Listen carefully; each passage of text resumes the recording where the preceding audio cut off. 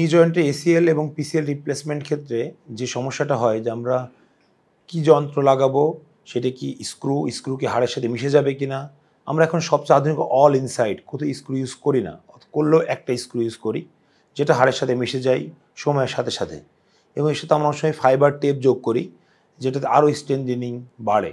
এই ডিসিশনটা আমরা নিয়ে রাখি এবং ওটির মাঝে আর্থ্রোস্কোপিক্যাল এক্সামিনেশন করার মাধ্যমে, ক্যামেরার মাধ্যমে, দূরবীনের মাধ্যমে আমরা যাওয়ার পরে আমরা ডিসিশন নিই এটা কোনটা ভালো হবে, ফাইবার টেপ ভালো হবে নাকি স্ক্রু ভালো হবে, নাকি একটা স্ক্রু একটা বাটন ভালো হবে, অ্যাডজাস্টেবল সবচেয়ে যেটা আধুনিক সেটা ভালো হবে।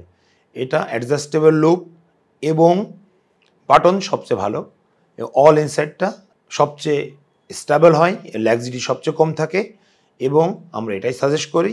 এবং এর সাথে হলো বাংলাদেশে এখন সবই অ্যাভেলেবেল, বিভিন্ন দেশের অ্যাভেলেবেল, বিভিন্ন মানের অ্যাভেলেবেল, বিভিন্ন দামের অ্যাভেলেবেল। Thank you.